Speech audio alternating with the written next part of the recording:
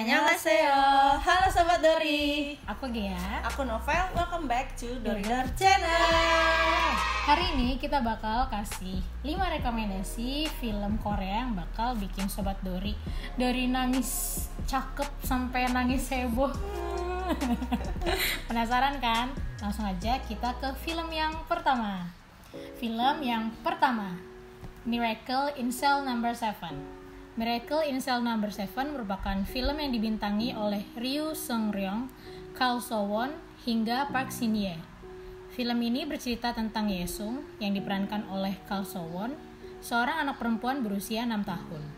Ia memiliki seorang ayah bernama Lee Yong-gu, diperankan oleh Ryu Seung-ryong, yang mengalami keterbelakangan mental. Walaupun sang ayah tak sempurna seperti kebanyakan ayah lainnya, Ye-sung tak pernah bersedih. Ia selalu menjadi anak yang ceria. Hingga suatu hari, sang ayah dituduh melakukan pembunuhan dan pemerkosaan terhadap anak di bawah umur. Sang ayah difitnah oleh kepala polisi yang tak terima anaknya meninggal dunia. Yong-gu kemudian harus menerima hukuman penjara yang tidak seharusnya. Namun di dalam penjara, ia beruntung karena dipertemukan dengan orang-orang yang akhirnya menyayanginya dan bahkan membantunya untuk lepas dari jerat hukuman. Kisah yang terjalin antara sang anak, ayah, dan orang-orang di dalam penjara membuat penonton sangat terhibur sekaligus tersentuh. Film ini juga sudah di-remake ke berbagai versi, yaitu Turki, India, Filipina, hingga Indonesia. Yang kedua, Hello Ghost. Hello Ghost merupakan film populer tahun 2010. Film ini bercerita mengenai seorang pemuda bernama Sangman yang diperankan oleh Cha Tae-hyun yang menjalani hidup dengan sangat memprihatinkan. Ia hidup sendiri tanpa keluarga dan rekan. Pekerjaannya pun tak jelas. Ia merasa hidupnya tak berguna. Ia bahkan sudah melakukan upaya bunuh diri berkali-kali. Suatu hari ketika ia ingin melakukan percobaan bunuh diri, ia malah bertemu dengan sekumpulan hantu. Hantu-hantu tersebut tak hanya mengikutinya, mereka bahkan membuat Sangman semakin dilanda kesusahan. Setelah berkonsultasi dengan peramal, ia setuju untuk membantu para hantu menyelesaikan hal yang berkaitan dengan kematian mereka. Sangman kemudian mengizinkan setiap hantu untuk menempati tubuhnya, memungkinkan mereka untuk berinteraksi dengan dunia orang hidup. Sangman membantu hantu-hantu itu untuk memenuhi harapan terakhir mereka. Film ini memiliki alur yang sangat menarik. Penonton akan dibuat tertawa hingga menangis sesungguhkan.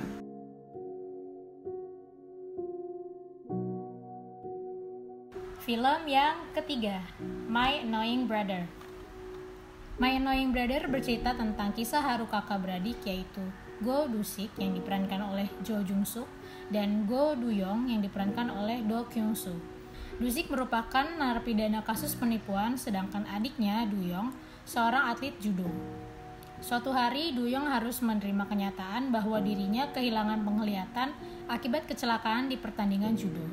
Sang kakak Do-sik memanfaatkan kesempatan ini untuk mengajukan pembebasan bersyarat dengan alasan ingin merawat sang adik.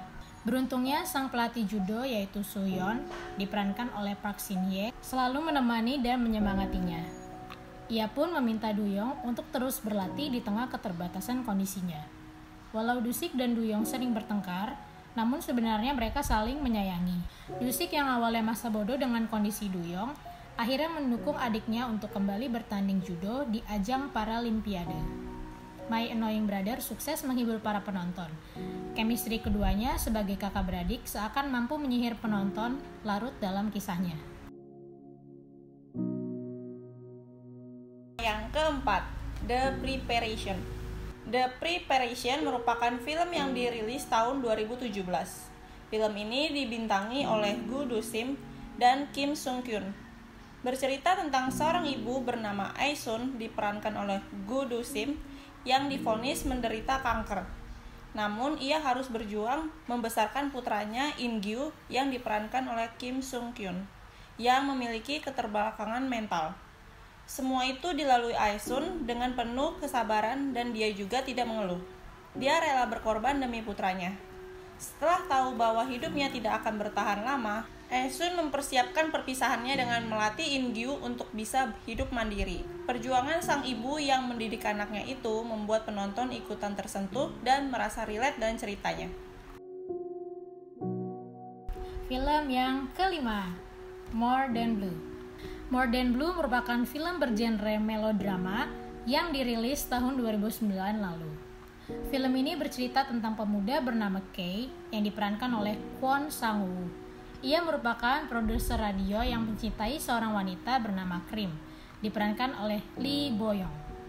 Kay dan Krim sudah saling mengenal sejak di bangku sekolah. Mereka berdua sama-sama yatim piatu. Hal ini yang membuat mereka tumbuh besar dan memutuskan untuk tinggal bersama. Mengetahui bahwa ketakutan terbesar Krim adalah ditinggal sendirian, Kay merahasiakan fakta bahwa dia menderita kanker stadium akhir. Dan sebaliknya, Kay mendesak Krim untuk menikah dengan pria yang baik dan sehat. Ketika Krim mengumumkan bahwa dia jatuh cinta dengan dokter kaya bernama Jo Hwan, diperankan oleh Lee Bum-soo, Kay patah hati tetapi ia merasa puas karena Krim telah bertemu dengan pasangan idealnya yang lebih mapan dan sehat. Film ini juga memberikan dua pandangan yang makin menambah warna dalam cerita. Walaupun alurnya terasa familiar, namun More Than Blue lebih dianggap sebagai film yang terasa klasik dibandingkan klise. More Than Blue juga di-remake oleh negara lain dengan judul yang sama. Versi Taiwannya diperankan oleh Jasper Liu dan Evie Chan yang tayang tahun 2018.